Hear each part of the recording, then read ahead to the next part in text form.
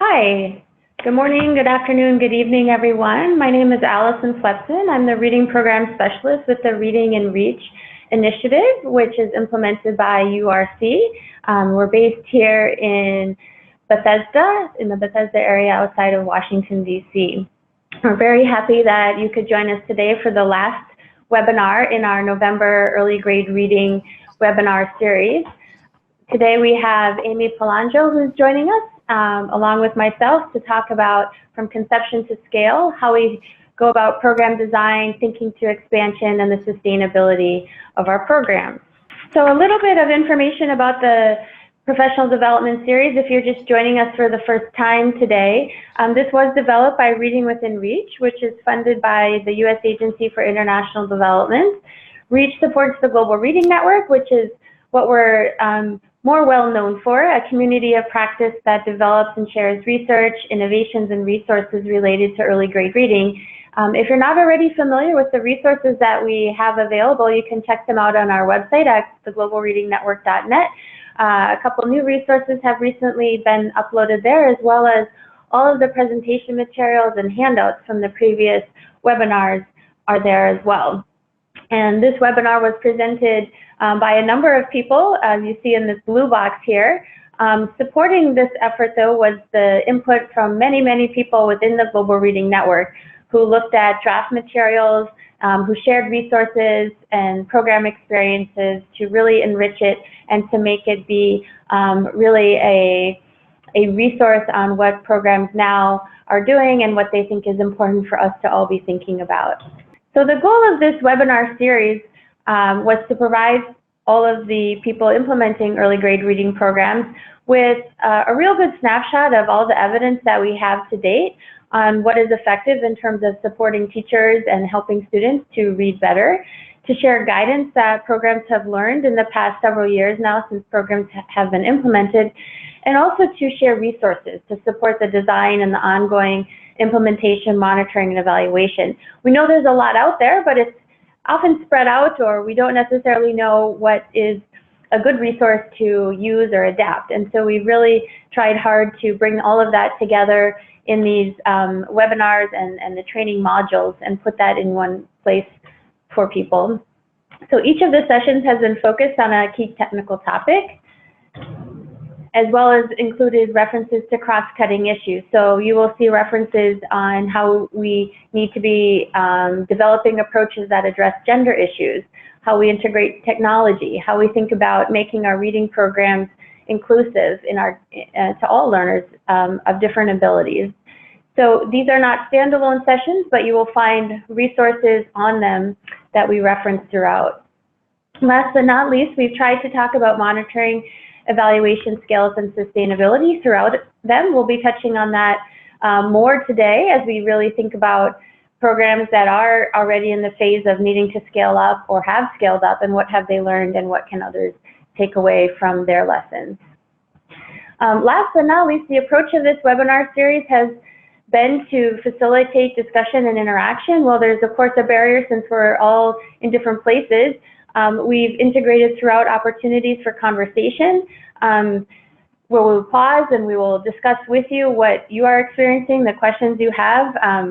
Throughout the presentation, though, feel free to engage in those conversations with others who are on the webinar. So here are the first 5 webinars. As I mentioned, all the materials are now available on the Global Reading Network website under the Tools and Training tab. Not the News and Events tab there. That was to register for future webinars. But since this is our last one, you can find it shortly after. All the materials will be available, and we are also working on recordings of the webinars. So if you missed one, but you'd actually like to watch it and listen, you will have the ability to do that soon.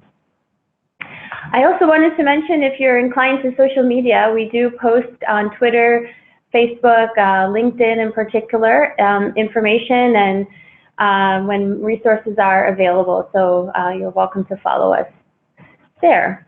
So we're diving in today to talk about from conception to scale, program design, expansion, and sustainability. As I mentioned, my colleague Amy Palangio is joining us today. Amy has more than 25 years of experience working in education, program development, and international program implementation with a focus on literacy, government capacity building, and cross-cutting social development models. She is permanently based in Tanzania, where she is today as well, and she works as an independent educational consultant. Amy first joined the GRN as a technical consultant in 2016 and has continued to support us in various ways through training, professional development, and resource development since then. She's also served in similar roles for Creative Associates, the International Literacy Association, the Global Center for Learning and Innovation, and World Learning. And she has conducted early grade reading program work in Sierra Leone, Mozambique, Ethiopia, Tanzania, Bangladesh, Haiti, Indonesia, Kenya, Nepal, and the Philippines. She was previously the vice president of a US-based educational professional development organization, the Collaborative for Teaching and Learning, and a literacy assessment specialist with Measured Progress. She has a Master's of Education as a clinical reading specialist from the University of Louisville and a Bachelor of Education as well in K through 10 education. So Amy is going to start us off today. Amy, welcome. Okay, I want to also introduce Allison today as my co-presenter. Allison Flepson is the REACH Reading Program Specialist. She supports the design and development of resources and professional development opportunities for the Global Reading Network. Allison has 15 years of experience designing and managing education-related programs in sub-Saharan Africa.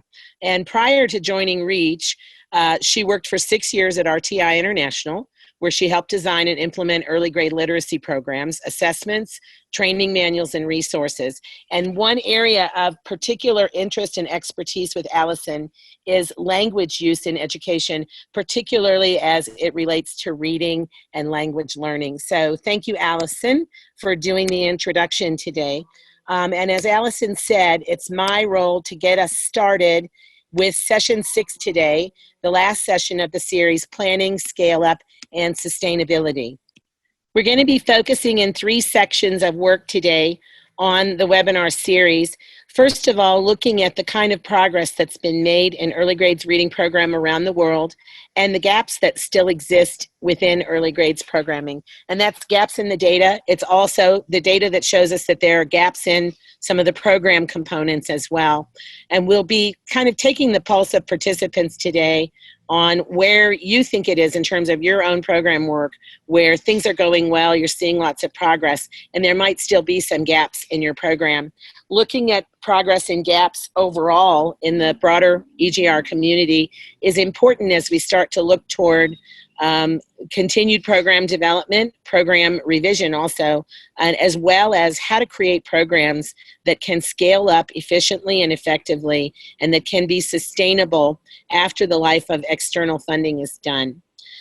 We're also going to be taking a look at what kinds of knowledge and skills are really important in terms of being effective in implementation, leading and managing large-scale early grade reading programs, and then some steps you can take to make sure your program is of the best quality that it can be, how to inform your programs as well using data and additional kind of background research and contextual information, and then focusing particularly on what do we know about scale-up efforts and what are the characteristics of projects that we know are effective in scaling up the work.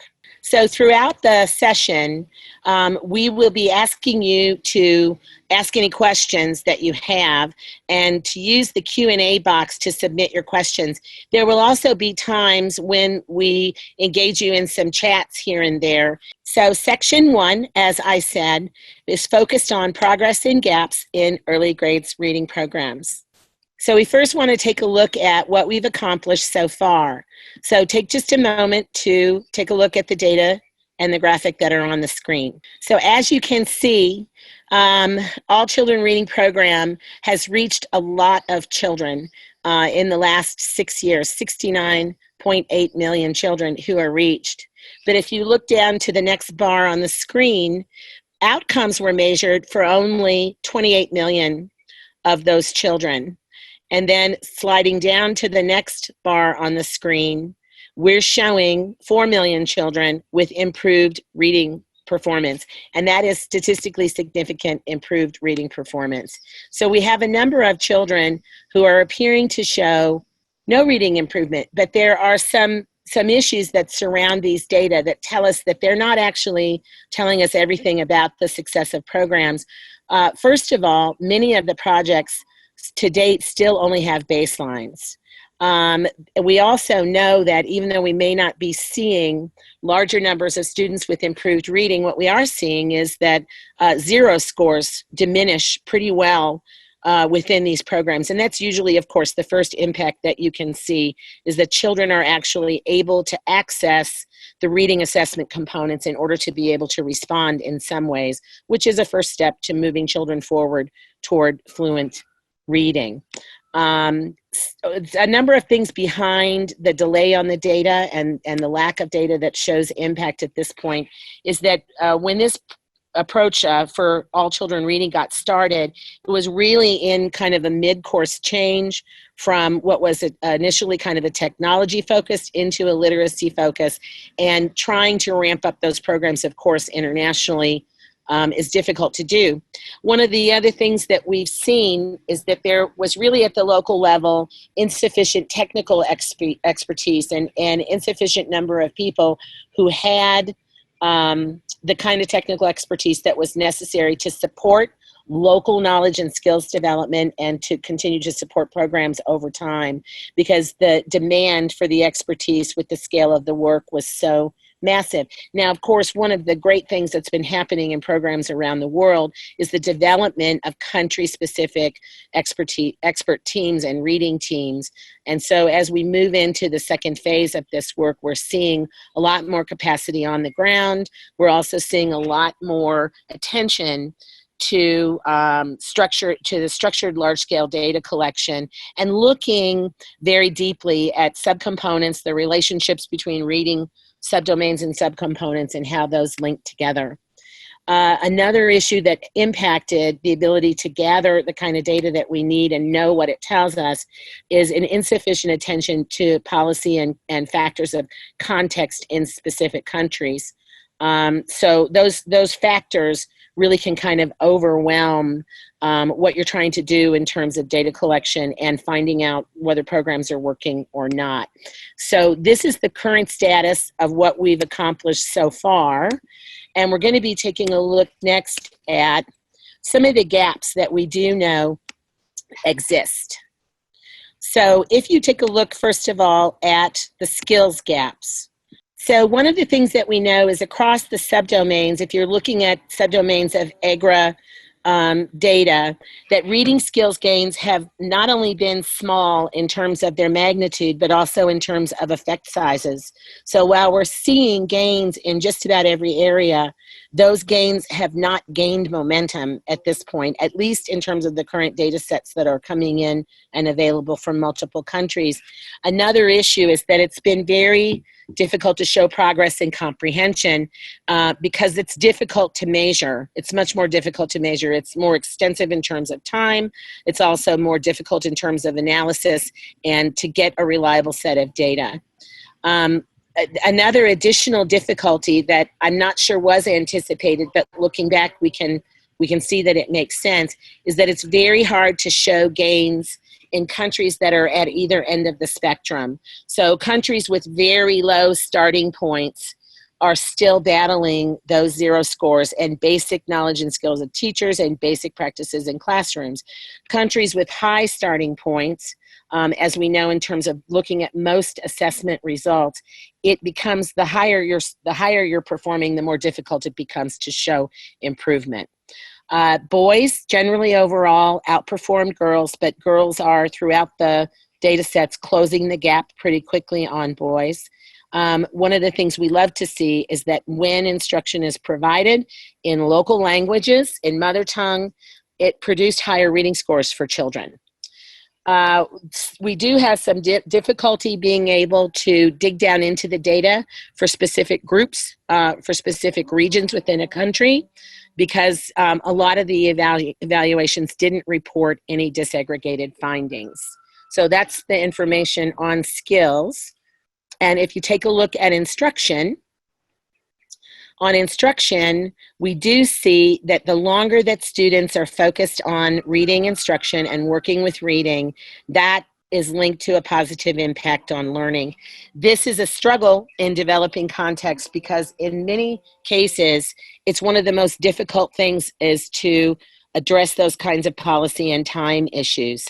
It's linked in many ways to misunderstandings between literacy instruction and language instruction or grammar instruction, and to be able to gain the time in public schools in some countries to get sufficient time for reading instruction is quite difficult to do.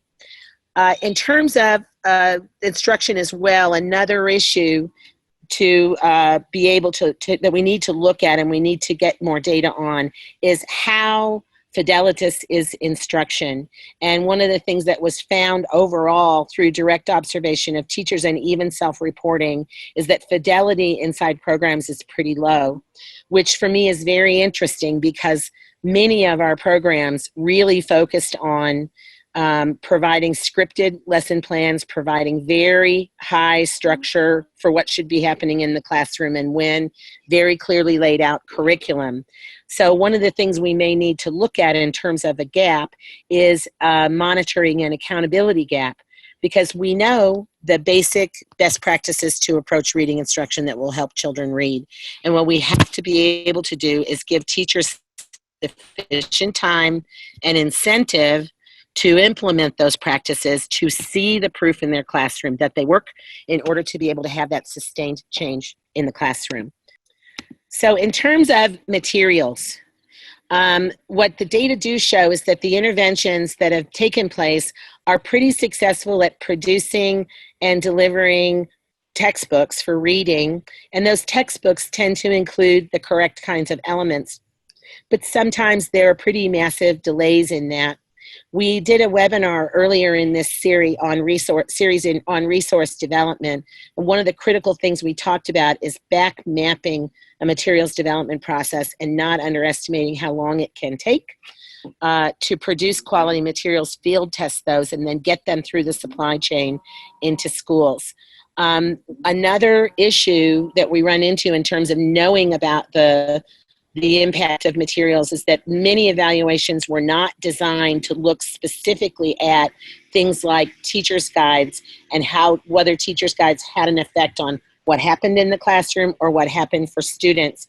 However, we do see some evidence that having a teacher's guide can mitigate some of the challenges that result from cascade training. And for those who may be saying, what exactly do you mean by cascade training? That is a multi-tiered training model where in many cases it's quite necessary because of the numbers of teachers that need to be trained. But we also know that every time you step down in a cascade training model, we lose some fidelity in training, and we also lose some information. So that by the time it gets to teachers, they have to really rely on the teacher's guide to know exactly what to do. And of course, because of some delays in production, delays in delivery, use of those materials in classrooms were sometimes limited. So on teacher professional development, okay, thank you. On teacher professional development, what we know is that the activities in teacher professional development that provided 2 or 3 different components of professional development access could have a better chance of success than those that focused on one intervention. So, for example, if teacher professional development had different pieces of training that were put together in different ways, then we know that teachers may be implemented on a more fidelitas basis and more often, and that could have an impact on student learning. But there is very little evidence of a quantitative relationship between training that teachers get and the kind of outcomes that happen for children in the classroom. There's a lot of anecdotal evidence. There's a lot of, for all of us who work in the field and see teacher training, see response to teacher training, and then see what happens in classrooms, we can feel and believe that there is a relationship, but there's very little evidence of that. We also don't have enough information on the impact of duration on the impact of specific materials, or even on follow-up. So this kind of pulls us down into the coaching gaps as well. So even though we know coaching shows promise, we don't have a measure of how training links to coaching and how coaching links to teaching and how teaching links to student outcomes. So there's a lot of different parallel lines of data collection that need to be gathered, and they also need to be linked together as well. And also in coaching, there's a lot of implementation difficulties. Some of them due to limited staffing or staffing with staff that are maybe not the correct staff. Also, the ability to provide sufficient training to coaches and follow-up support, coaching of coaches, which we talked about in our coaching webinar. And then the logistical issues of location, getting coaches to schools, being able to track what happens in the schools, being able to share those data up into programs, and being able to know just what's going on. Okay, so if you look at these pieces, community engagement, there was a lot of focus and emphasis on getting the community engaged actively, but we don't have a lot of data on what type of community engagement works or how much it might impact student learning. In addition, with cross-cutting issues, the interventions that included learners with disabilities or different kinds of financing or technology, these were small, and then evidence on these kinds of interventions really was not, the data was not gathered. But we do know that interventions related to gender were among the most successful. One of the critical things for sustainability and scale up, which is what we're talking about today, is making sure that the players left behind at the end of an external program are prepared for picking up the baton and moving the program forward. And so one of the things we know is that support for ministry to support monitoring and evaluation was generally unsuccessful. Also, those interventions that used data to impact policy and to shift policy, there was limited success with making this happen. Capacity building and scale up, which is our conversation today, showed even at the end of multi-year programs, little evidence of the government's ability to take over the reading interventions. And so that really is one of the core purposes for our work today, is to start taking a look at when and how do you begin to prepare for scale up and sustainability in the hands of local leadership inside countries after external programs are over. So I want you to think about your own program, okay, and think about what are some of the progress and gaps that you see in your own program.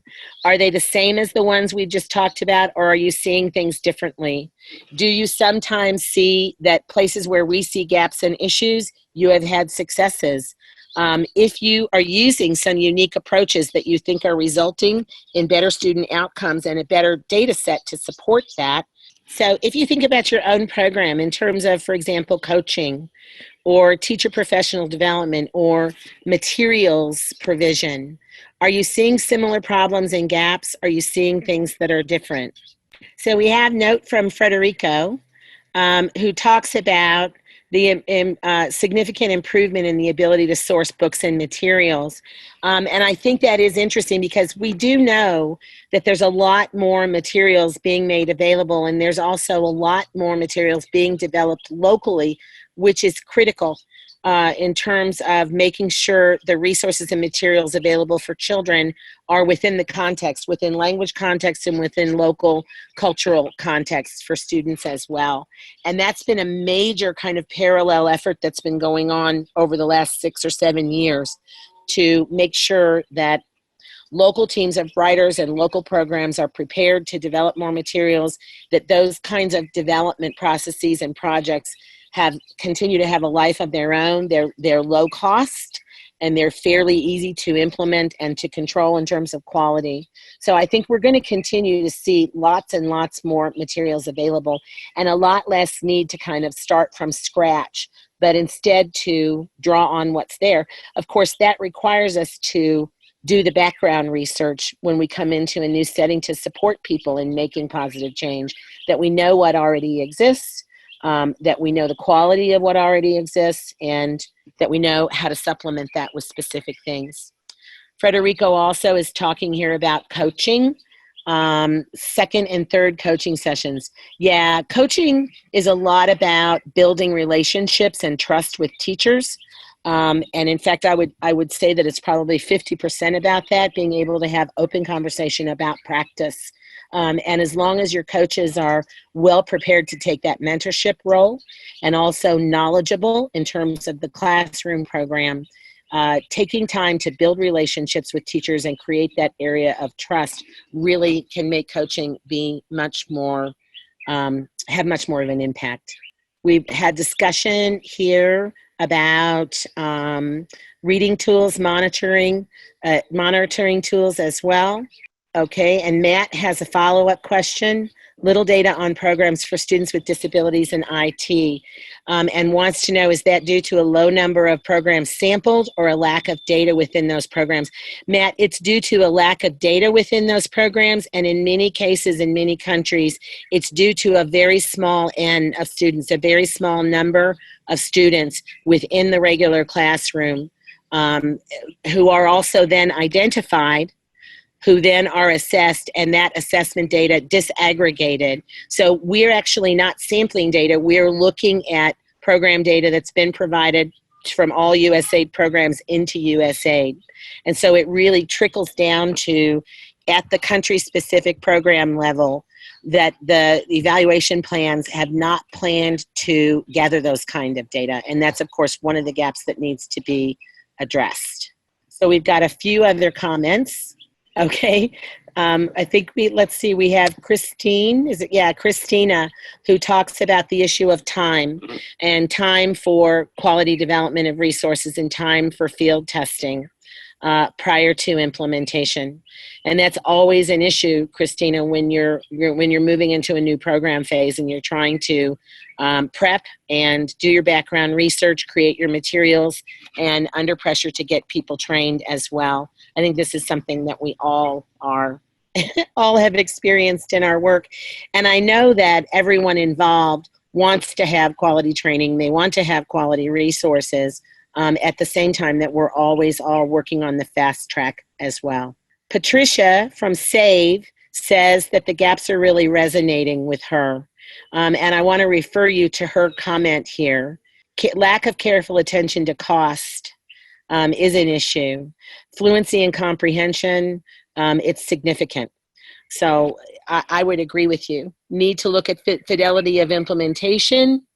It is an issue, and I think, I want to say, Patricia, the discussion of fidelity of implementation linked to highly structured and linked to scripted lesson plans, there's a lot of conversation going on about that now, and I think we want to continue to ask the question, what do we mean by fidelity of implementation? And I think probably within different programs, we have different definitions of what we mean by fidelity. And the more structured and scripted a program is, probably the less fidelity we will see. But I think there's a lot of room for conversation about how do you implement a program with fidelity, make sure teachers are using the program with fidelity so that you can actually know from the data whether it's working, you can draw conclusions. But we also, at the same time, when we talk about sustainability at the classroom level, we want to make sure that teachers are able to make the kinds of decisions they need to make, for example, in response to continuous assessment. And so that, for some people, pushes on the issue of fidelity. So I think an ongoing conversation about the balance between fidelity and flexibility, the balance between common approaches and the need for on-the-spot teachable moment teacher decision-making is something that needs to continue to be discussed at the core of every program and in the larger community as well. So lots of good conversations. So we've seen some successes and we've seen some gaps. And in response to those successes and gaps, the U.S. government has released a new strategy. This was just released in September of 2018. And one of the great things we see here is this, this note of particularly marginalized and vulnerable populations. And so this really addresses the issue of inclusion. It also addresses the issue of asking the questions about how do we make sure all means all? How do we make sure we can identify kids who need additional support? How do we move schools, teachers, and education systems to the place where they can provide that support? So continuing on with good quality basic education programs, but those that are specifically now focusing on how do we get the outreach in there so that all children have an opportunity to learn. And also this whole issue of sustainability and scale up as well. In addition to the USG strategy, USAID has just released, and I mean really just released in the last 2 weeks, their new policy. And so if you haven't seen it, take the time to look at it here for just a minute. I do want you to read that, please.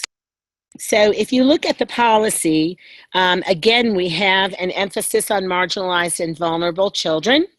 And looking at issues of safety and relevance. This is this issue of one program does not fit all contexts, and the inclusion of social well-being. So it's really looking at the whole child, not just the development of skills. And we have a specific focus now on literacy, numeracy, and social emotional skills. So we're all really glad to see that, particularly in the early grades range. As we look at early grades, and we know that those basic foundational skills in literacy and numeracy and a positive self-image and feeling of self-efficacy and readiness to learn are really critical at the young stages. And then also we're looking at youth employment and youth skills for future employment and the inclusion of higher education institutions. This is new, and it's great to see that, and I think what we're looking at here is not only higher education institutions on the back end of student education, not just from primary to secondary to higher ed, but also engaging teacher training institutions as well, and linking in pre-service training. So beginning to look at programs that not only do outreach in terms of in-service training for teachers and pre-primary literacy, numeracy, and social emotional skill, but also linking in pre-service systems. Those of us who work in a developing context know that in the regular business of education systems in developing contexts, pre-service training institutions are highly involved at the upper levels and in the regional levels with government to provide in-service training. And so to officially kind of say we need to go at it from both ends in a systematic way is really a great thing. To begin section 2, which is taking a look at the essential components and steps for developing an early grades program. And on the screen, you will see what's called the mosaic. And the mosaic is kind of a framework that's a framework that's being talked about and used a lot right now in new development of USAID thinking and USAID programs. Of course, it is not an official framework that all programs have to use, but it is one that is guiding a lot of work that's going on now, a comprehensive design and implementation approach. So as you look at the mosaic, you may say to yourself, well, of course, these are all the kinds of things that need to support moving children to the place where they have achieved reading goals by the end of early primary. But if we think about a lot of our programs and our program history, some programs focus on particular elements at a higher level and some programs do not. And so one of the things we like seeing with the mosaic is that we're being asked to think about our program design and our program implementation to make sure that we intentionally address all of these pieces. And from a reading program point of view, a reading person point of view, I really love to see the effective teacher coaching and mentoring. We know in early EGR program implementation, coaching and mentoring was taking place in a lot of programs, but it was kind of as a follow-up and a backup to the primary focus on materials provision and teacher training. And so as a core pillar really here in this framework, what we know is some of those gaps in coaching and some of those gaps in coaching information we're going to be filling in the coming years and learning a lot more about all of these things. The mosaic is really a critical kind of framework to think about when you review your own existing programs, and also as you move forward to design new programs, making sure that you have substantive and quality approaches in each of these areas, because as we know, they're all very critical for making sure that children are able to read and that programs can be scaled up and sustained over time. So in moving into the next section, we're looking at the characteristics of programs that are effective. And these programs are not just providing these core elements, as you can see in the colored ovals on the left, within your program team, but really working in collaboration, which you see as the second one, with all of the stakeholders that are essential. So in terms of leadership, we really need to be able to develop not only our team's leadership, but we need to really influence the stakeholders in the environment who can support early grades reading improvement. We need to design an evidence-based system that's contextually appropriate, meaning it's designed for that particular area, and then work with leaders in the local area to manage programs and activities. And to also build those partnerships. So if you think about beginning a program with integrating leadership from the program, with leadership from the ministry, with leadership at the regional and local level, you really can have an influence on sustainability of programs after external processes are finished.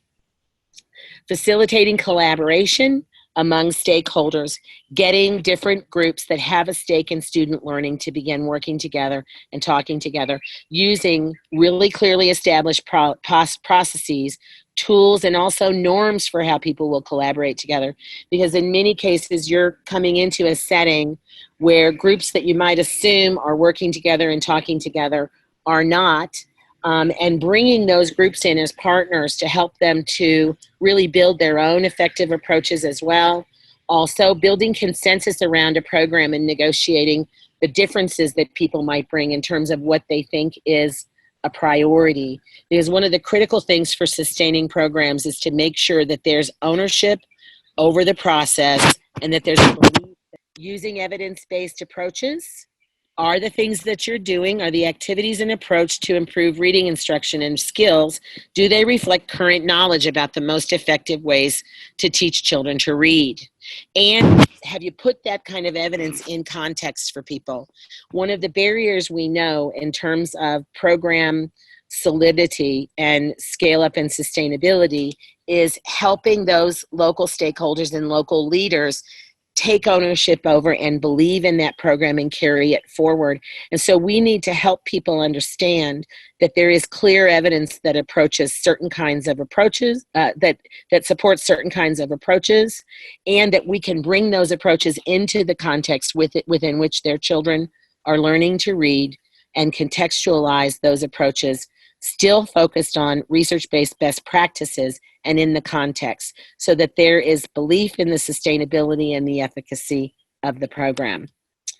And then looking at quality assurance, making sure we have qualified technical expertise on programs. That's within an externally funded program, that's within the ministry as well. So we need to develop approaches and activities that are evidence-based, they're appropriate for the context, they're inclusive, and they're designed with scale up and sustainability in mind from the very beginning. If we begin to start up in year one, we implement in year two, we reflect and refine in year three. If we begin to take a look at scale up and sustainability in year four, it's far too late. This has to be a part of that initial planning. And if you think back to the mosaic on the previous screen, again, those core 6 pillars, if you address those from the beginning, you will always be able to have a better chance of having a sustainable program in the hands of local stakeholders when external support may be ended. So thinking about some of those key steps related to program planning. Now, many of you, if not all of you, have experience implementing programs, designing programs. So some of this may seem probably relatively basic, but we've wanted to sort of sketch out all of the different phases of program design and implementation as we sort of step back at this particular moment in time with the new USAID education strategy, and as programs are moving into their second generation, how can we improve and enhance the design of our programs that are ongoing, that are going to be continuing, especially now that we have a lot of information about what's working and what's not. Let's think again back to kind of square one about how we go about planning and designing both for new programs and for second generation or even third generation programs. So the first step that many of us know is so essential is the involvement of a diverse range of stakeholders in the planning and design. But this is something I think in the rush of program development, starting at the level of often donors who are the ones who put together the frameworks for the programs that many of us implement, is that they aren't always as collaboratively planned as would be ideal in terms of soliciting opinions and gaining all the information that we need to form our programs. And that's where we often run into problems when not all those voices are at the table during the design phase. So some of those key voices that we need to have are, of course, our education authorities, our government collaborators in the countries that we work in, representatives from various branches of the government. So you have Ministry of Education, but you also have, of course, people in teacher training institutions, in Ministry of Finance, who need to be involved in planning and obtain consensus with them about the need for the program, what its focus is going to be, specific activities. We've all probably been in a situation where different folks thought a program might be doing something that it wasn't. And so everyone around the table needs to understand what are the parameters for the program and what are its ultimate objectives. That, of course, lays the groundwork for programs to hopefully be scaled up and to be sustained. As Amy already mentioned, technical experts, including reading specialists and linguists, are essential. It will help to identify the appropriate approach for improving reading outcomes that may be specific to your language, to help draft the curriculum and materials, be able to advise on appropriate ways of assessing children's reading and language skills in different languages, and teacher professional development experts who will help to map out the most contextually appropriate and effective way of training teachers and supporting them through coaching. As we've seen as well in some programs, sometimes those experts are not brought in until later on in a program, and then realizations are had about maybe there is a better scope and sequence of how we're introducing our skills or the specific components of the language. And so even at the design phase, that expertise is really essential to have. The involvement of teachers and teacher educators is also critical at that design phase. Teachers themselves can tell you what their constraints are and what do they need in terms of professional development, what approach might be most realistic for them in terms of workshops, coaching, community learning circles in their area. So understanding their needs, their challenges, as well as their attitudes and beliefs around reading and instruction will help to inform the different design aspects of the program. Experts in monitoring, evaluation, and research. We tend to think of that as a separate component of programs in its own sort of silo, but because of the design of a program needs to take monitoring and evaluation into consideration, all those people need to be around the planning table, be it real or virtual, at the same time. For example, a staggered approach to implementation may be needed if you want to appropriately assess your impact. You may need to think about how you're going to test different forms of teacher professional development, and that has implications for how you design your program. That monitoring and evaluation staff's involvement can also help them to be aware of the program components and how to best monitor and evaluate them. So rather than the program monitoring and evaluation staff just perhaps seeing their role as data collection, to really understand what is happening and to also collaborate on figuring out the best way of gathering information and most feasible as well. And of course, program managers and other staff who are responsible for the day-to-day implementation of a program, who are familiar with the context. They'll be able to ground truth a lot of ideas before they even are implemented, suggest activities, feasible approaches. I think we need to think of planning and design in multiple stages and how we refine it along the way and involve people from all different technical areas and different arms of a program to get the best design that's possible and most likely to be successful. The second is conducting what we're calling a literacy landscape assessment, which is essentially background research to understand the context and needs and to identify approaches and activities most likely to be effective in achieving outcomes. A lot of programs have noted that they have found a need for significant background research to inform their design, from understanding what are children's current literacy skills to understanding what teacher skills are and whether teachers are speaking the language in the schools where they're assigned. This background research can take time to conduct, but it's tremendously useful. For example, some recent language mapping work in Ghana and Mozambique recently helped to identify what languages should be used for reading instruction, where multilingual classrooms exist, and thus where specific strategies might be needed to support children of different languages, and schools where teachers and students don't speak the same language, and therefore there's maybe policy or teacher placement issues that need to be addressed. So all of this data can help to ground decisions about policy and practice, and even programs that are in progress can continue to do it to refine their program design. A list of the research ideas to conduct can be found in handout 1, which we'll be discussing in just a minute. REACH is currently collaborating with USAID right now to develop a literacy landscape assessment toolkit, and the purpose of that is to help both donors and implementing partners go through different aspects of early grade reading programs and think about what information and research they need to really inform an effective program design. So we have been reaching out to many people in the Global Reading Network community on that, and we look forward to that resource being available soon. In the meantime, if you want to look at handout 1, and you should be able to access that from the Google folder if you haven't already. We'll bring it up on the screen here just so you know which one to be looking at. So this is just a summary of what we've heard programs have done or are doing in terms of information gathering. So as you're skimming that, if you want to just take note of which of these activities did you do to inform your program design, and how was this information gathering useful to you? And what are some of the things that you maybe didn't do that you could consider if that would be useful to your program at this time?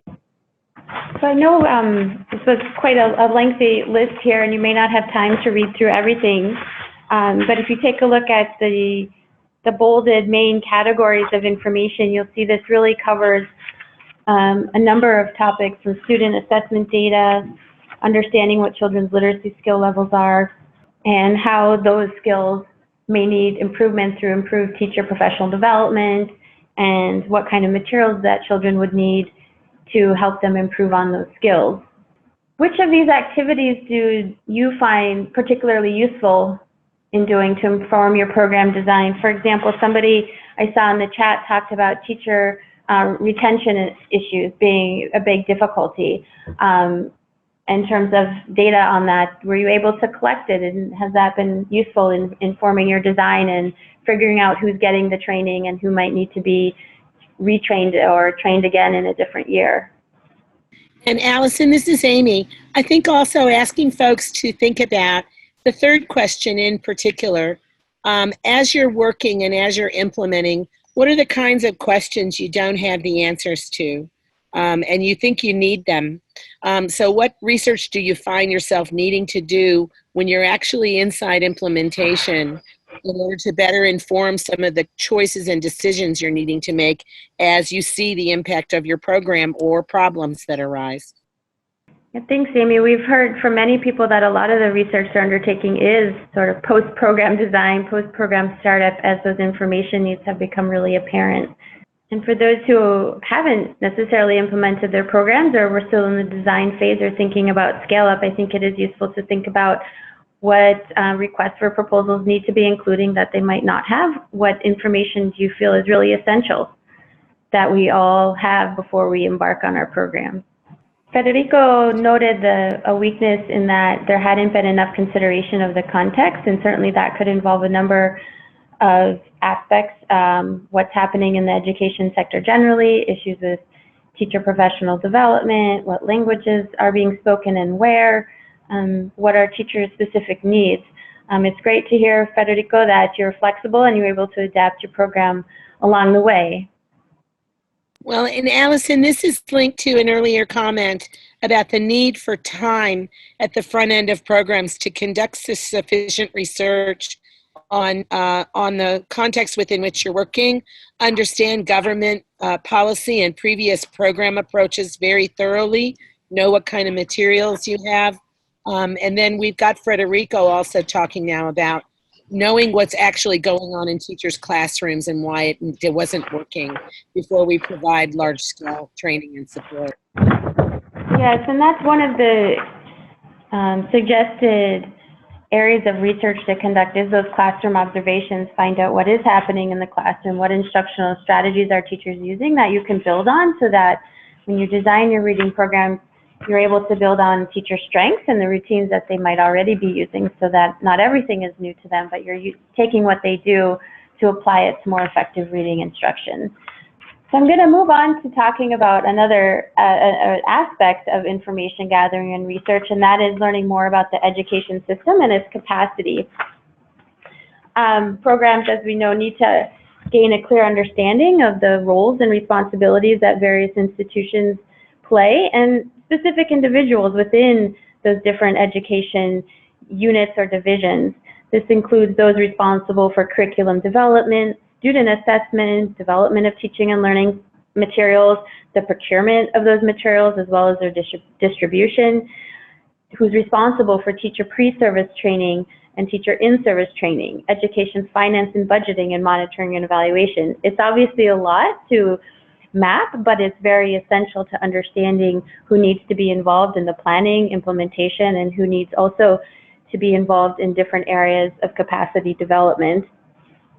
Organizational capacity assessments can be a very useful way of gathering this information in a systematic way, so it's not as ad hoc as programs are implemented. They tend to find out many of these issues, but to have that information up front so that activities can be planned with this in mind of who needs to be involved, how much time needs to be allocated, and what types of capacity development assistance need to be provided. And USAID has a number of resources on their website around organizational capacity assessments as well. Developing the approach to activities and achieving what you want to achieve.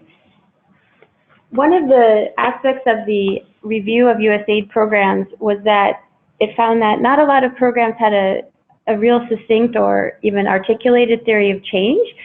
So, for example, rather than assuming that teachers will just be better, will have better instruction if they're provided with training and materials, specifying what exactly will be needed, what are the design and content elements of the teacher's guide that would make it user-friendly as well as effective, what specific development approaches are going to lead to those changes that you want to see. So really articulating those causal pathways will help to inform the design of the program rather than sort of assumptions that people might have that are not necessarily ground truthed or fleshed out with all of the people who are involved in planning. As we've emphasized throughout the webinar series, it's important that approaches and activities be based on evidence and best practices, and then of course contextualized. So if you haven't already checked out the webinars that took place earlier in this month, they're a great summary of the research around the different topical or areas or components of early grade reading programs, so skills and instruction, teacher professional development and coaching. We've tried to distill the real essential and current aspects of evidence that we know so far and how early grade reading programs have used those best practices or the evidence to inform their programming. And we think they can be useful, again, for learning across contexts and across programs. Lastly, but certainly not least, integrating cross-cutting issues during the design phase. Again, not siloing cross-cutting issues like how we're going to make sure our programs result in learning for all children, So thinking about, will the instructional approach and the teaching and learning materials be accessible to children from different backgrounds, from different ethnic or language groups, children with different abilities. As you may have seen if you read the USAID policy, reaching all children is very much a focus, and REACH recently released this new toolkit called the Universal Design for Learning to Help All Children Read as a way of providing more guidance on promoting literacy for learners with disabilities in particular. If you haven't consulted that resource, it is a very rich body of information, and there's also a helpful webinar by the lead author that gives a nice overview of the guide. So thinking about working with stakeholders and designing programs and the approaches and activities, we've really found through the past few years of experience that agreement on some critical issues is needed to inform the approach, activities, budget, and really the success of the program. And while this list could be even longer, one of the key ones, of course, is the language to be used for reading instruction. So we have to have evidence on what languages are spoken in the targeted areas, what classrooms are multilingual, and then make decisions about what languages should be used. And this might change in terms of the numbers as programs are scaled up, but agreement on this is essential at the very beginning. The instructional approach and content, again, we've noted that evidence has to be consideration for the approach and the activities, and making sure that everybody understands that. So later on, as you're developing your materials, people aren't wondering why you are using a particular instructional strategy, why you're not teaching certain skills, or why you are teaching certain skills. Real agreement and consensus on this is needed, and it often helps to lay out a design document that really justifies your approaches to instruction or materials development that everyone can essentially sign on to. So later, as new people are brought in, or people may be wondering what is happening, they can have a document to refer to say, these were our design considerations, here's why we made the decisions that we did. The objectives, targets, and indicators of the program. Sometimes halfway through a program, of course, you find people who thought maybe the program was supposed to achieve something a little bit different than was intended. And so agreement on objectives and targets, and also indicators. How are you going to measure your progress? What interim steps might you take to show progress or evaluate different aspects of the program? In the comments, some of you talked about needing to have information on different things. So setting out some indicators for how you're going to measure that at the beginning can be a useful way to get some consensus. Copyright and licensing of materials. Could do a show of hands to show of folks who've encountered challenges around copyright and licensing of materials, that this is an issue that everyone working in this early grade reading improvement space is learning a lot about. And REACH had a webinar several months ago that you can check out on our website to learn a bit more about these issues, and a full guidance document is under production now to help clarify for people what is meant by copyright and open licensing of materials specifically, and getting this agreement before you even begin to develop your materials is really essential. What materials you're going to develop and how you're going to go about procurement, of course, goes hand in hand with that. And how resources and results will be shared and with whom. It is really important to map this out and make sure everyone understands what resources will be shared with different groups, with the government, with teachers, with parents, and how you're going to do that, because those different audiences will require different forms of communication. And speaking from the vantage point of the Global Reading Network, we have ourselves found that resources and program results can be difficult to find. And so we really encourage everyone to also share with us or on other platforms like the development, the deck, where all USAID program materials ideally can be found. Developing budgets and thinking about staffing. Again, highlighting this because of the nature of sometimes the siloed production of budgets and design plans, that really budgeting, of course, goes hand in hand with the design, that we really need a lot of information to come up with budgets that are realistic and including the geographic location of the program, how many schools we're reaching, the languages, teachers, costs that programs encounter, office space, of course, staff, transportation, materials, educator, professional development. All of these are costs that we know we need to gather, and sometimes our design needs to be adapted to what we find out the different costs are. A couple of words on staffing.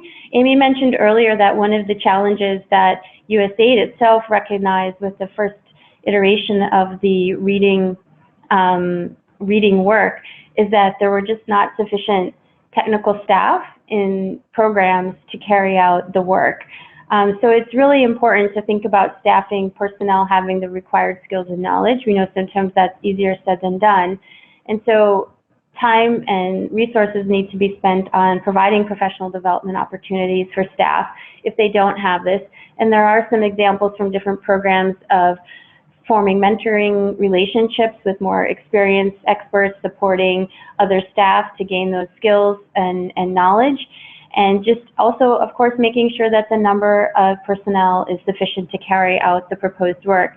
I have heard from a number of programs that this is really particularly important around teacher training and coaching support, that programs often put a lot of the emphasis, and of course they need to, on materials development, and there's many people working on the production of materials, but then when programs move on to training teachers and supporting them, the staff to support those elements of the program and really do the monitoring of them that is needed, there's fewer people to do that. And we know budgets are constrained, but thinking about how we can help to support that will also address, I think, some of the issues that the USAID interim report highlighted as well, about needing to understand what is taking place in the classrooms and how teachers are or are not able to implement the professional development that they are participating in. Finally, developing monitoring, evaluation, and research plans. Once again, not siloing this aspect of program design, but planning it at the same time as the program is designed, including both technical experts and monitoring and evaluation personnel, as well as the program managers and those who have their boots on the ground on a daily basis to understand what's feasible and what modes of data collection are needed. Designing activities in such a way that we can isolate their impact. As Amy mentioned, one of the challenges right now is that we don't exactly know what approaches to teacher professional development and coaching are leading to improved teacher instruction and eventually student outcomes. So we haven't necessarily isolated those different types of interventions for teacher professional development in our programs. So as we move into second generation programs, how can we embed proofs of concept or different forms of teacher professional development to really understand what's working the best? And embedding research into program plans. There's a tremendous need for longitudinal studies of children's skill level over time and across languages, especially in multilingual context. What can we be doing as program implementers to make sure we're gathering that data? Also understanding how teachers change over time. We know, of course, that teachers don't necessarily change after attending one workshop, but what is their trajectory for behavior change? When does coaching become impactful for teachers? So really now moving to the more refined research and understanding of what's happening with our sort of theories of change of when do we see the change in teachers. And also qualitative research. One of the participants mentioned that it's really useful or it's really needed to find out what's happening in the classrooms.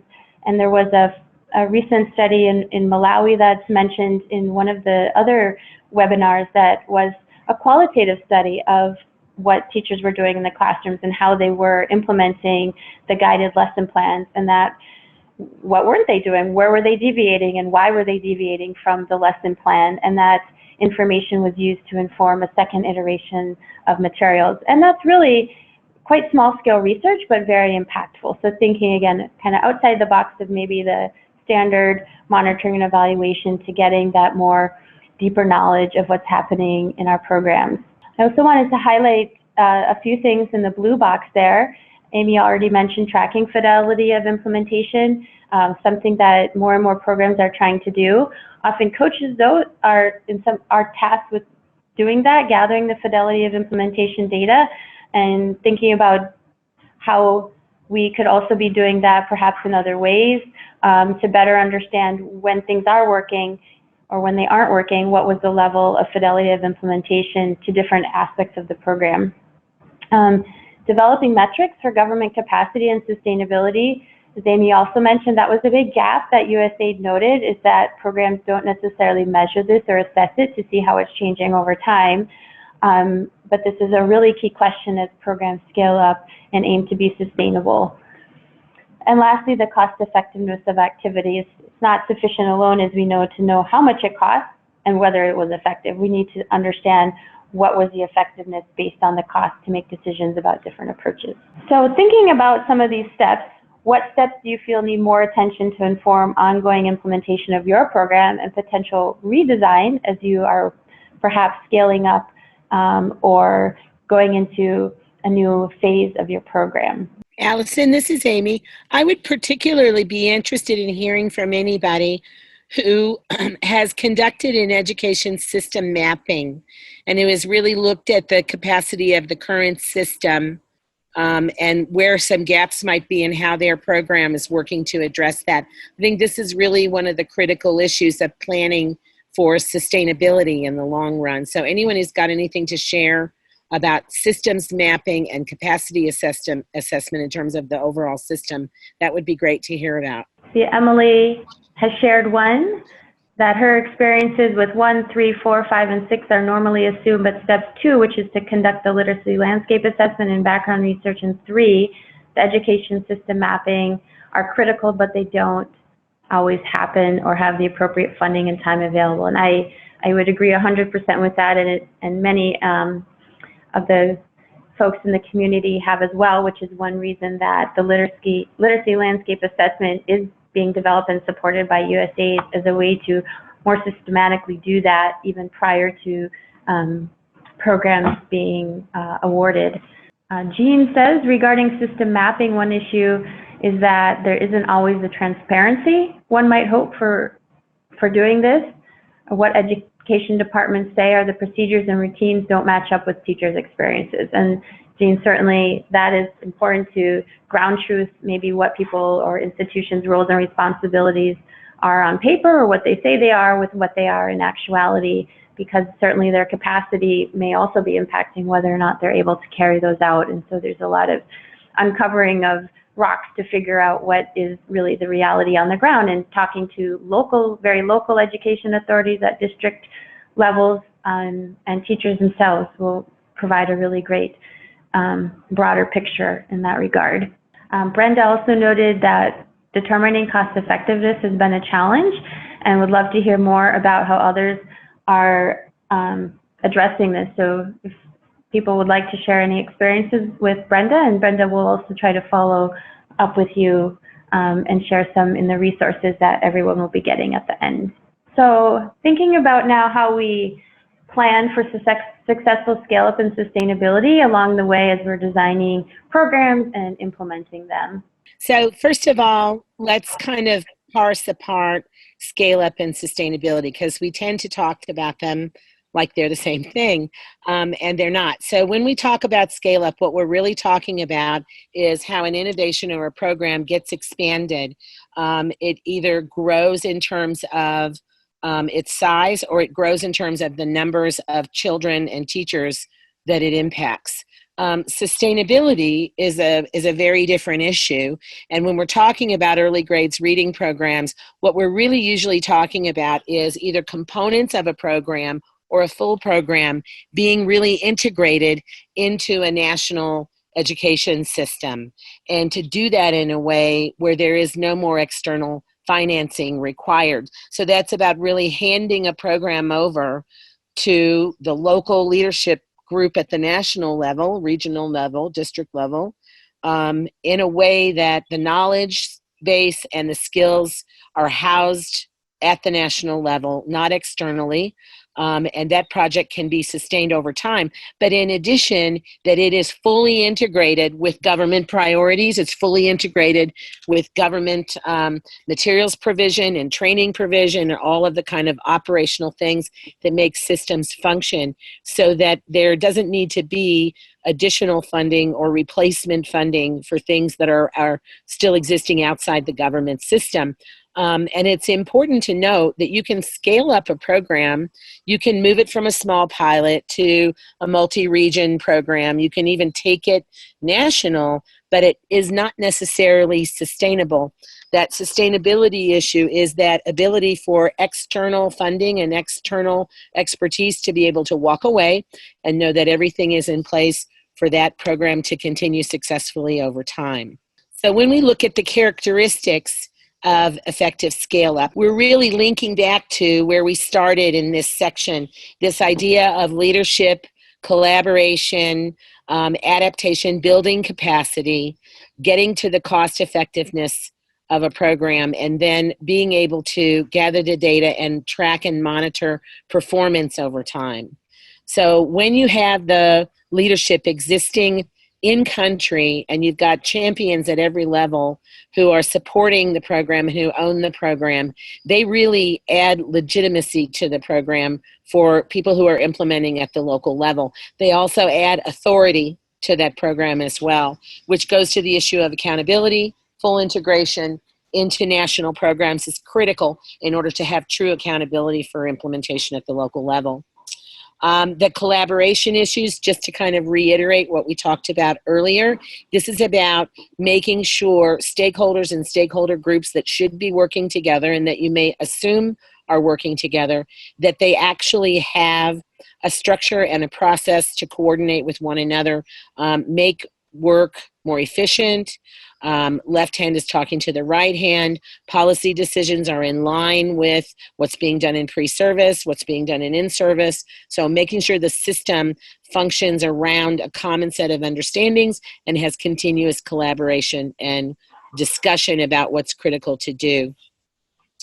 So you will probably remember that earlier we talked about this issue of fidelity and flexibility.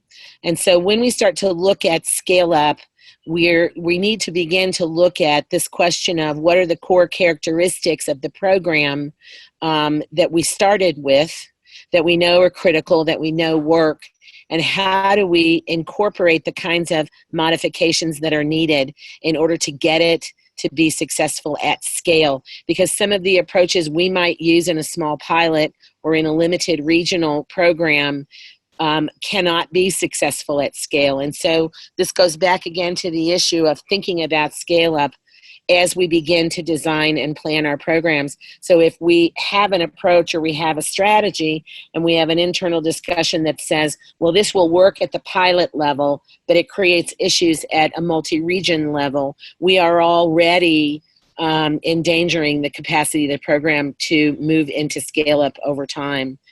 So again, the need for kind of back mapping of a program, getting a vision of full scale up, and planning backwards based on that. How do we make sure everything is going the direction that it needs to go? Then also data and performance tracking. So when you have effective scale up, you're really looking at a system that's in place that everyone knows how to use to continue to track student performance and gather data so that that kind of scale up process can be well informed. And you can make adaptations over time as needed as you see whether your projected approaches for how scale up would work are actually functioning that way and ways to make some adaptations. So some examples of scale-up efforts. We know we can look at 10 countries in terms of looking at efforts to really scale up, and those countries are listed here on the screen. And overall, in looking at what happened across those programs, you can really lay out some characteristics that actually create a potential for scale-up, and then those challenges that really get in the way of scale-up as well. So programs that successfully scaled up are very context specific, which means they're either designed for the particular context or they're well adapted into that particular context. Also, high levels of collaboration between external funders, between those who are implementing at all levels, and between the and with the government. So real strong partnerships and real strong collaboration throughout the process of moving from initiation into a scale-up phase. You can see on the right hand the kinds of challenges that exist. When government capacity in terms of knowledge, skills, operations, and structures is not there to be able to carry out the implementation at scale, those scale-up efforts are much less successful. Also, enabling conditions. So are the conditions in place so that the program components actually have the opportunity to really be institutionalized, become habits of work and habits of behavior across the different levels of the educational sector? So you can see here, there's some things that you can plan to do early on and work on consistently throughout your program work that really will provide you with a better opportunity for scale up in the long run. And so we also know that we can provide you a resource. So there's a resource listed here around scale up of early grade reading programs, and it gives you a good, fairly comprehensive overview of how to think about scale up, and then also some of these examples from the different countries that we're looking at. Thanks, Amy, and thanks some of you for having shared some experiences with us about this. Candace had noted that even when a program is fully aligned with what the government is doing and built into government structures and budgets, changes to the government can mean that priorities change, and certainly that's an issue. One would hope that if your curriculum is the approved curriculum, though, and maybe teacher professional development approaches are the approved approaches, that some of what you're doing would hopefully stay the same, but it's certainly an issue that programs have seen is changes in leadership can result in things not always continuing on as you would have hoped. In the last 30 minutes of our webinar, we're going to share with you some tools that we've developed or adapted from existing ones to think about the key considerations for scale-up and sustainability, those enabling conditions that Amy mentioned. What do we need to facilitate success beyond the life of a project? If you look at handout 2, and I apologize, there's a typo here, this should say handout 2. We've taken a look at the previously mentioned resource on early grade reading program scale up that examined the characteristics of effective scale up efforts in 10 countries and tried to synthesize these into essentially a worksheet that could potentially be beneficial to program teams as you think about the things that you have considered or potentially not considered around scale up and sustainability. So you can take a minute to bring that up, and we'll be looking at that right now. So this framework takes into consideration the fact that early grade reading improvement efforts are usually funded by external donors with the aim of being scaled up nationally and integrated within a country's overall education system. So we've, again, following the analysis that was done of the 10 countries that have scaled up their programs, the framework reflects 3 key aspects of early grade reading programs: the core elements of the program, or the core components. We can think of these as ingredients. So what is the content and instructional approach? What is the teacher professional development plan and activities? What teaching and learning resources are being provided? What are the enabling policies and standards that need to be in place? And how is equity and inclusivity integrated throughout? So these also map onto the mosaic components that Amy shared earlier, which USAID is really looking at as a comprehensive plan for effective early grade reading programming. So going through that, thinking about were the appropriate skills and evidence-based approaches used, and if not, how might this need to be adapted? I know some programs are, after an initial version of materials development, they're revising them, thinking about how instruction needs to still be adapted for a particular language, even making changes to instructional approaches given orthographies or writing systems, and how those may require different approaches to different languages, even within the same country. The second column there is design and planning. So this refers to essentially the roadmap that programs would follow to be successful, ideally, and kind of a question checklist of things that we would want to see in programs. For example, first and foremost is the approach based on evidence. Are activities aligned? One of the common constraints of programs to date has been that pre-service teacher training is often not aligned with what teachers are expected to do in their classrooms, or the in-service teacher training, and the need for early grade reading programs to be better aligned across aspects of teacher professional development, as well as, of course, teacher remuneration needs to be aligned with that, and student assessment, everything across the whole system. We'll be going through this list in just a minute, but the third column is the enabling environment, or some of the conditions for success, and we'll take you through those also in. So if you want to look through this handout, specifically the first column that we talked about, core components, looking through that list, has your program incorporated all of the key ingredients? What's working well, and in particular, what gaps remain that you need to address during the course of implementation or in a second generation of your program? And then the second column as well, the design and planning considerations. Has your program adequately incorporated these into its roadmap for success? What's working well, and where do you still see gaps remaining? As you go through the two columns here, I know three that we would be particularly interested in hearing from you is about whether the design and planning is achievable within the intended time frame. Are we trying to do too much too quickly? What are you finding are successes that can be achieved relatively quickly in a couple of years within programs? And the feasibility of what we're doing as well, especially for teachers and education authorities. How quickly can we see take up of these new ways of teaching and learning? And Allison, we've got a good point from Claire as well. So when we're really looking here at scale up, and also I think even more so sustainability, is the new USAID policy really focuses a lot on capacity building inside the country and this issue of commitment to the change. And it goes back to what Candace is talking about, how it's tough to keep things moving when government priorities are changing all the time, and in some cases government is changing all the time.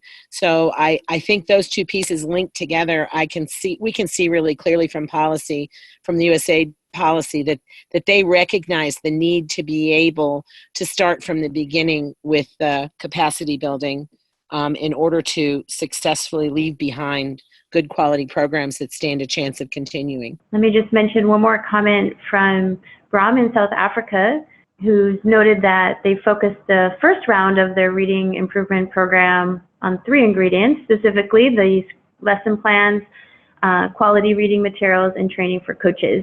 So a very targeted approach, now exploring issues of scaling up. Bram, I think, brings up a really important issue of scaffolding and staggering what is done in early grade reading programs. We talk about all of these ingredients and the need to do so many things to make programs successful, but it can be helpful to focus on these core issues and then expand from there and add on as we understand what's working with these different ingredients. So thank you, Bram, for mentioning that. And Allison, can I add a bit related to that? There's a new document coming out from USAID in the coming couple of months that talks about early grades literacy and math programs linked to the new policy with a focus on numeracy.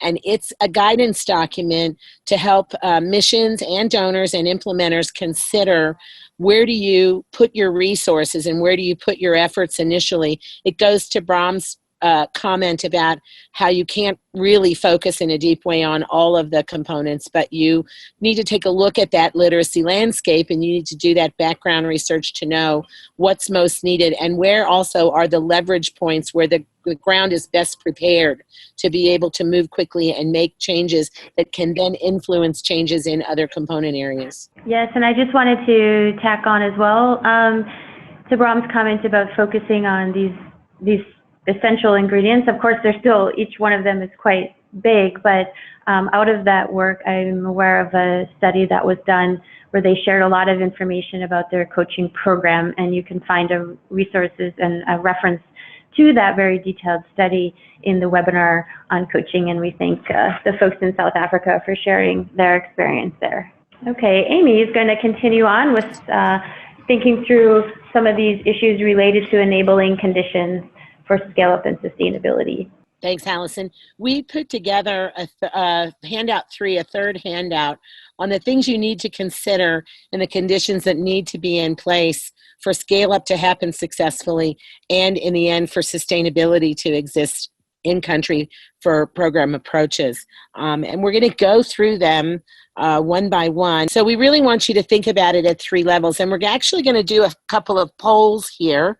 We're going to use the polling structure, and you will see in a few minutes a poll come up for you to respond to. But there are some critical areas that need to be looked at in terms of what you need to consider and the conditions that you need to help support for scale up and sustainability to be possible. And so the first one is really that there needs to be in country and among the stakeholders a real demand for improvement. People need to have a commitment to this. There need to be these change agents in place and leadership developed in country for the banner to be carried forward by those for whom the improvement is intended, and the community for whom the improvement is intended. And so one of the things that has to happen is that we really have to begin to look very early on about bringing together groups of stakeholders, getting them actively engaged, not just in educating, but in leadership positions, decision-making and collaboration, sharing with them the evidence that's available about what works best, why it's important, what currently exists in country, because we will sometimes be surprised at the little bit of information that's known by core and key stakeholders about what's actually happening in instruction in country, and then helping work with them in collaboration to identify pathways for change. And so one of the things we want you to think about now is your own program experience. So in looking at this issue of building a demand for improvement among the leadership in different stakeholder groups in country, is this something your program has deeply considered and integrated into your design? Is it something you kind of considered and minimally integrated, or do you think this is a big gap in your program? And Stephanie is going to be posting a poll for you to respond to on this first consideration of making sure the demand for improvement is embedded in the education community in country. We have about close to a 50-50 split that people have deeply considered this in their initial design, meaning actively engaged with critical stakeholders from the beginning of program design and implementation.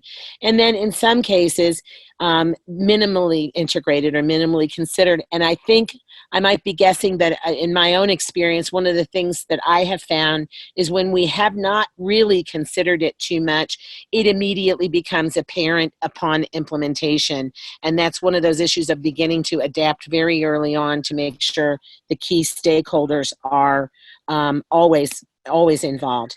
And it's great to see that very few of the programs being reflected on and shared today have failed to include this in their design. So our second key consideration is planning with scale up in mind. And we've talked about this a lot, so I'm not going to be talking about it very much.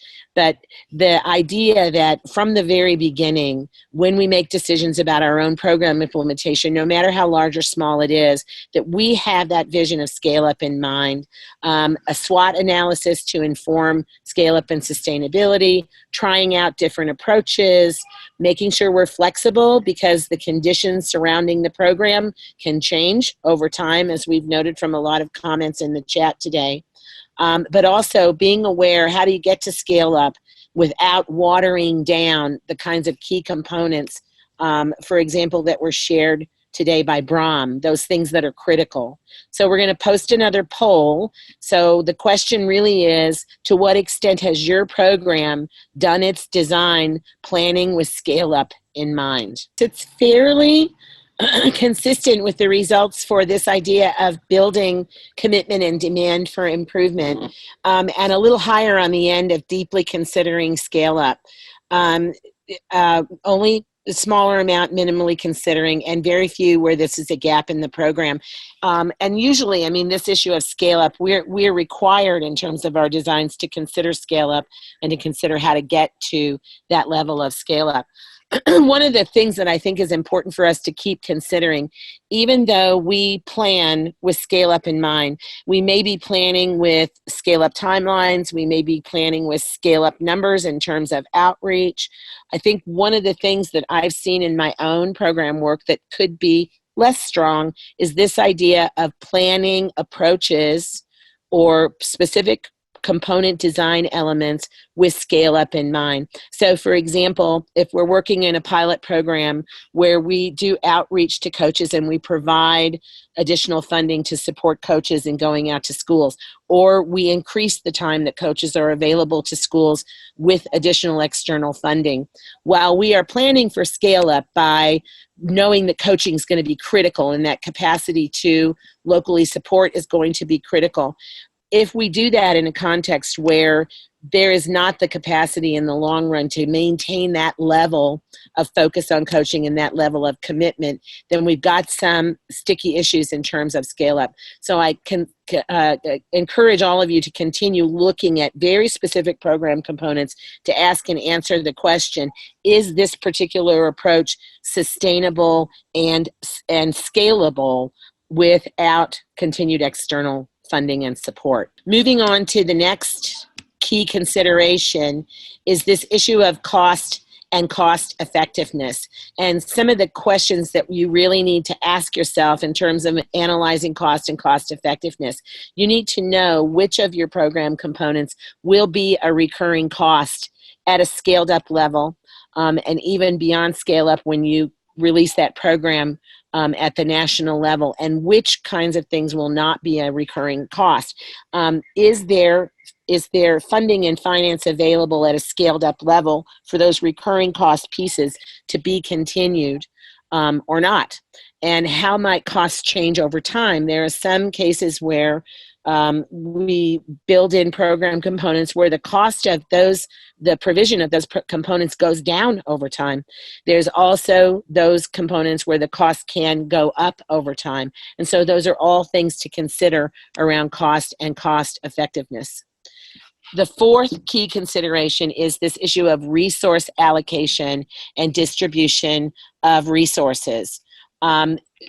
We struggle a lot in programs to get resources into the hands of teachers in a timely manner, particularly under tight timelines.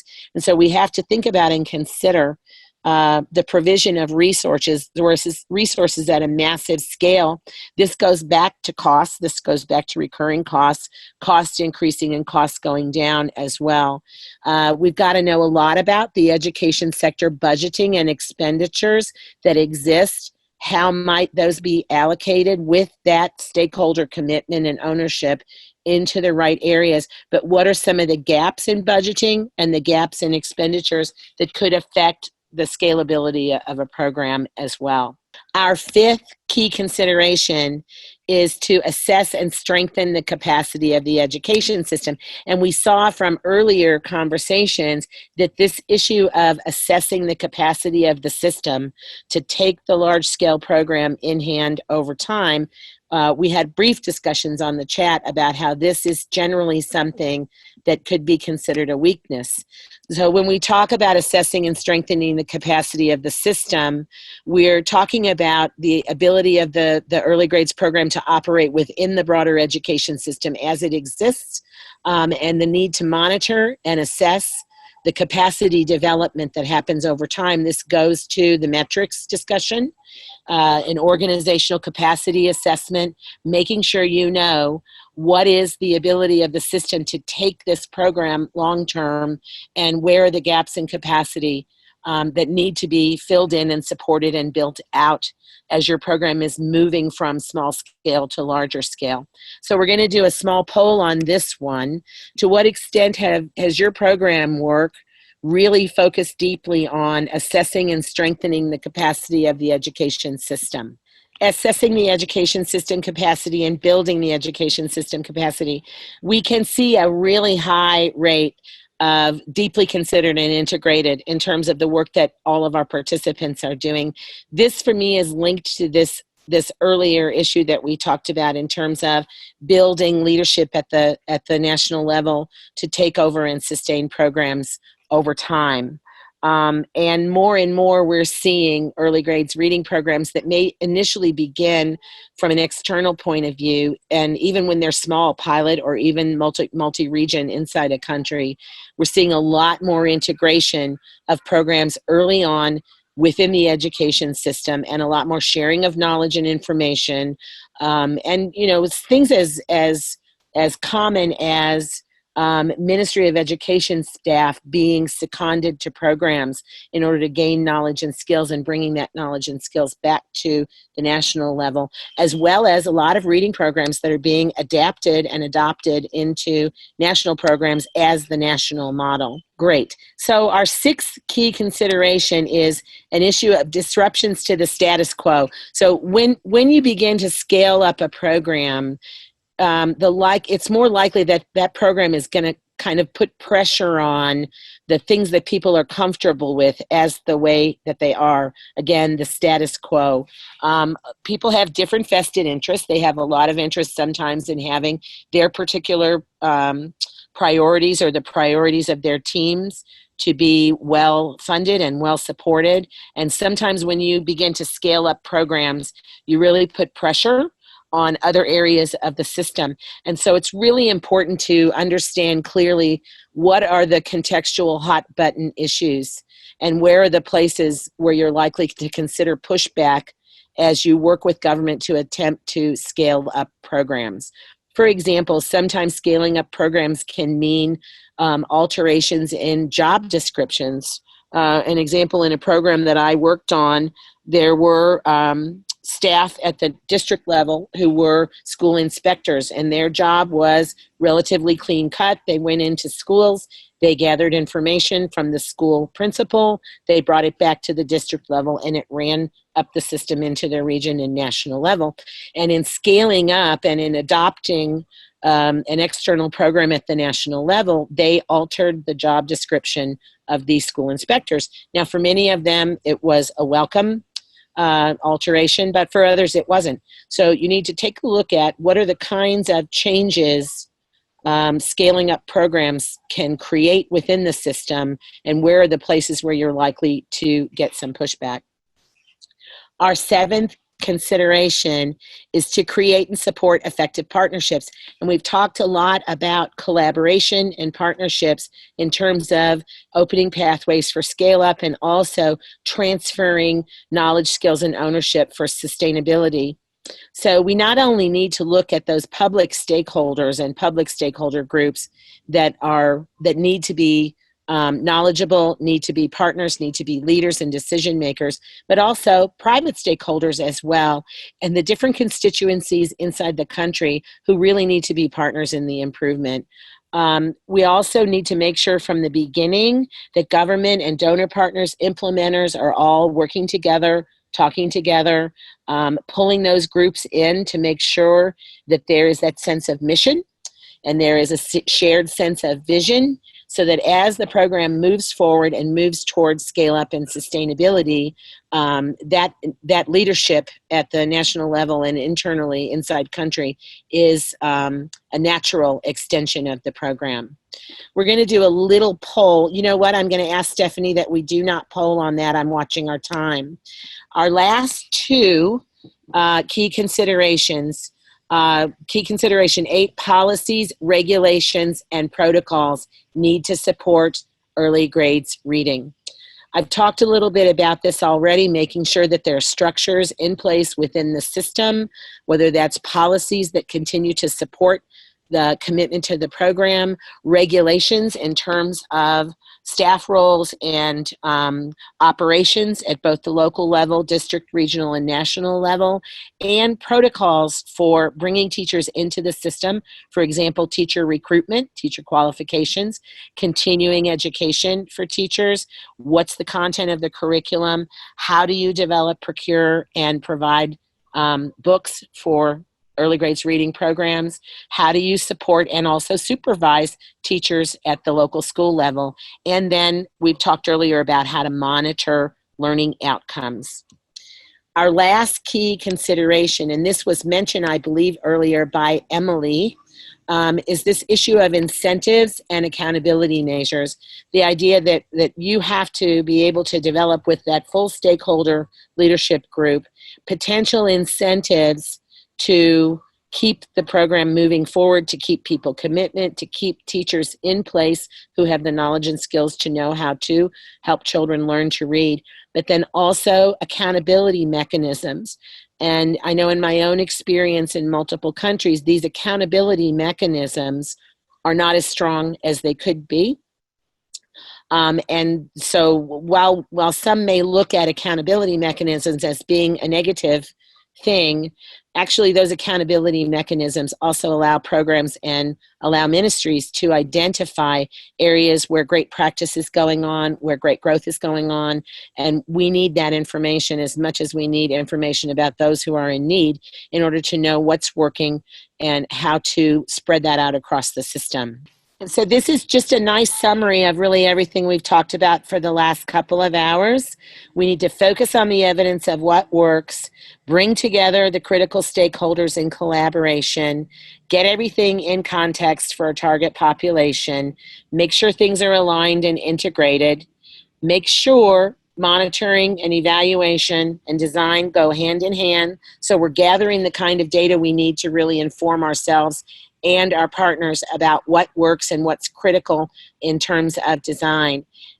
Looking at timeline, staffing, and resources that are available and that need to be available, and then this focus on scalability and sustainability. Thank you very much, Amy. And thanks everyone for joining us for the past 2 hours. We know this is a topic in particular that we found a little bit more difficult to adapt for the online seminars, but we hope that you learned something or heard about others' experiences.